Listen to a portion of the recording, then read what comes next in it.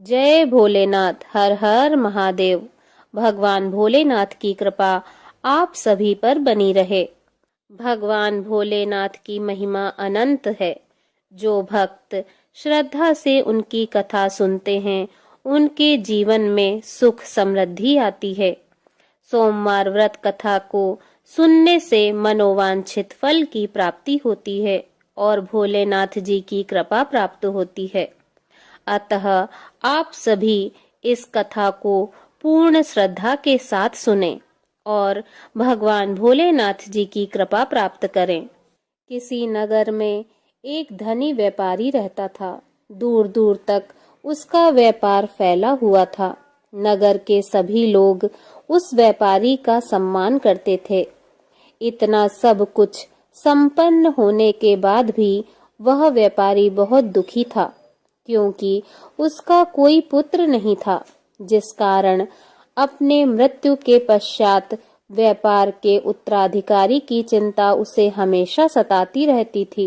पुत्र प्राप्ति की इच्छा से व्यापारी प्रत्येक सोमवार को भगवान शिव जी का व्रत करता था और पूजा किया करता था और शाम के समय शिव मंदिर में जाकर भगवान शिव जी के सामने घी का दीपक जलाया करता था।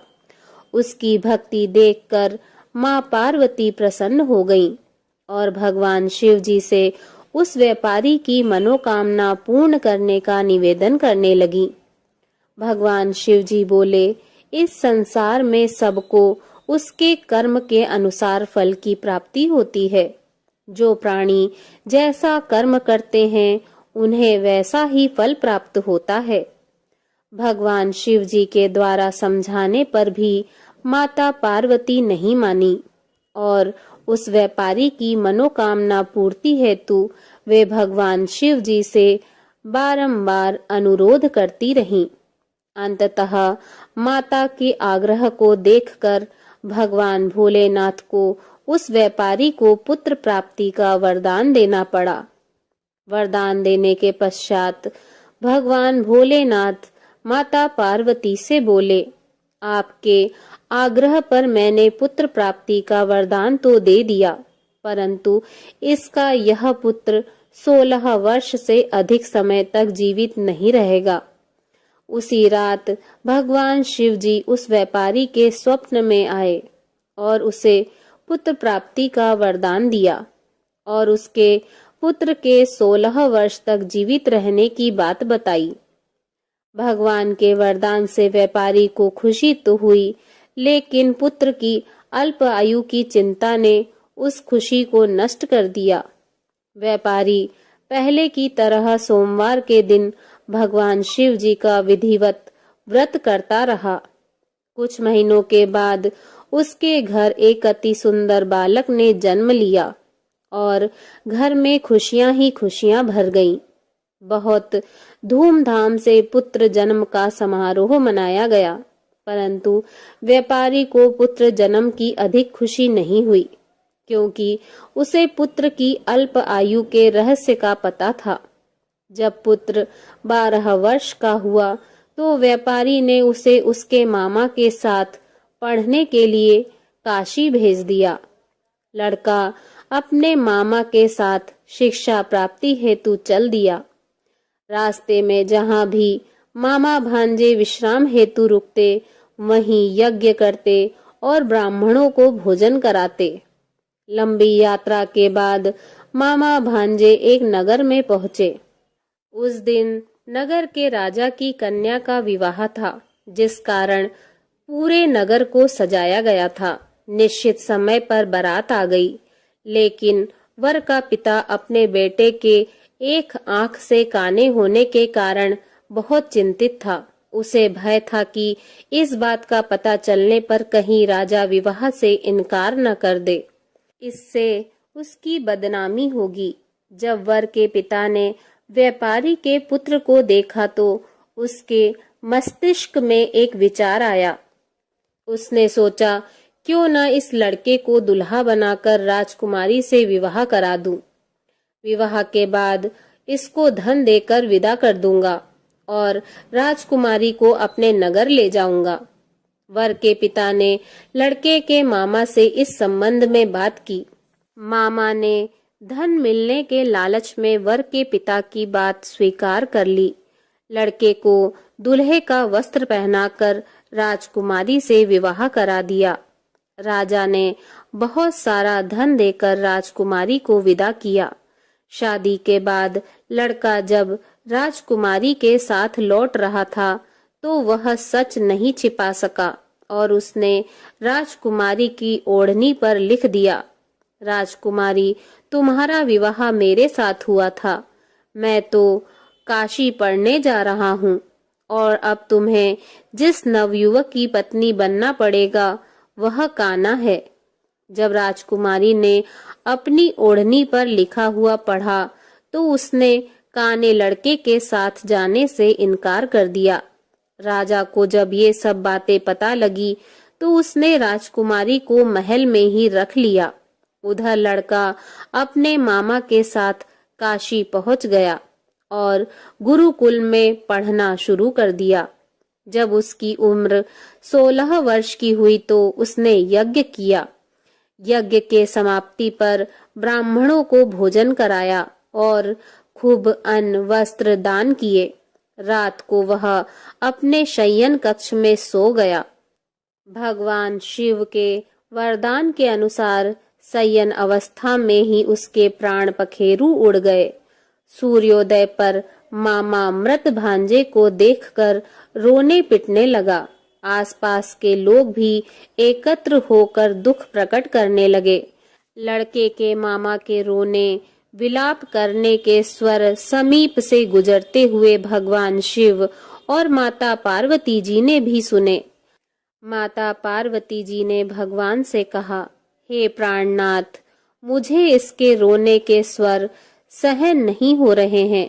आप इस व्यक्ति के कष्ट को अवश्य दूर करें। भगवान शिव जी ने माता पार्वती के साथ अदृश्य रूप से समीप जाकर देखा तो भोलेनाथ माता पार्वती से बोले, यह तो उसी व्यापारी का पुत्र है जिसे मैंने 16 वर्ष की आयु का वरदान दिया था। इसकी आयु पूरी हो गई है। माता पार्वती ने फिर भगवान शिव जी से निवेदन कर उस बालक को जीवन देने का आग्रह किया। माता पार्वती के आग्रह पर भगवान शिव जी ने उस लड़के को जीवित होने का वरदान दिया और कुछ ही पल में वह जीवित होकर उठ बैठा। शिक्षा समाप्त करके लड़का मामा के साथ अपने नगर की ओर चल दिया। दोनों चलते हुए उसी नगर में पहुंचे जहां उसका विवाह हुआ था। उस नगर में भी यज्ञ का आयोजन किया। समीप से गुजरते हुए नगर के राजा ने यज्ञ का आयोजन देखा और उसने तुरंत ही लड़के और उसके मामा को पहचान लिया। यज्ञ के समाप्त होने पर राजा मामा और लड़के को महल में ले आया और कुछ दिन उन्हें महल में रखकर बहुत सा धन वस्त्र आदि देकर राजकुमारी के साथ विदा कर दिया। इधर भूखे प्यासे रहकर व्यापारी और उसकी पत्नी बेटे की प्रतीक्षा कर रहे थे। उन्होंने प्रतिज्ञा कर रखी थी कि यदि उन्हें अपने बेटे की मृत्यु का समाचार मिला तो दोनों अपने प्राण त्याग देंगे। परंतु जैसे ही उसने बेटे के जीवित वापस लौटने का समाचार सुना तो वह बहुत प्रसन्न हुआ। वह अपनी पत्नी और मित्रों के साथ नगर के द्वार पर पहुंचा। अपने बेटे के विवाह का समाचार सुनकर पुत्र वधू राजकुमारी को देखकर उसकी खुशी का ठिकाना न रहा। उसी रात भगवान शिव जी ने व्यापारी के स्वप्न में आकर कहा, हे श्रेष्ठी, मैंने तेरे सोमवार के व्रत करने और व्रत कथा सुनने से प्रसन्न होकर तेरे पुत्र को लंबी आयु प्रदान की है। पुत्र की लंबी आयु जानकर व्यापारी बहुत प्रसन्न हुआ। शिव भक्त होने तथा सोमवार व्रत करने से व्यापारी की सभी मनोकामनाएं पूर्ण हुई। इसी प्रकार जो भक्त सोमवार का विधिवत व्रत करते हैं और व्रत कथा सुनते हैं, उनकी सभी इच्छाएं पूरी होती हैं। प्रेम से बोलिए जय भोलेनाथ। ओम नमः पार्वती पते हर हर महादेव।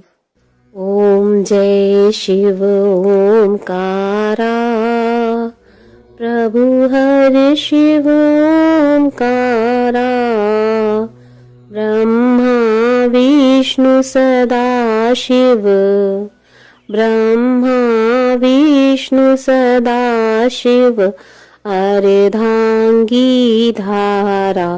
ओम जय शिव ओमकारा, एकानन चतुरानन पंचानन राजे, स्वामी पंचानन राजे, हंसासन गरुणासन, हंसासन गरुणासन, वृषवाहन साजे।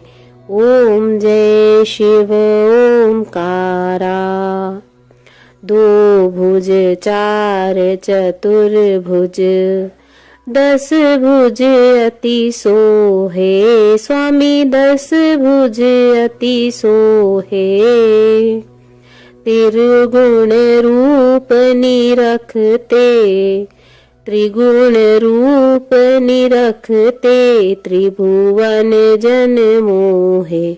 ओम जय शिव ओमकारा, अक्षमाला वनमाला, मुंडमाला धारी, स्वामी मुंडमाला धारी, चंदन मृग मद सोहे, चंदन मृग मद सोहे, भोले शशिधारी। ओम जय शिव ओमकारा, श्वेतांबर पीतांबर, बागांबर अंगे, स्वामी बाघांबर अंगे, सनकादिक गरुणादिक भूतादिक संगे।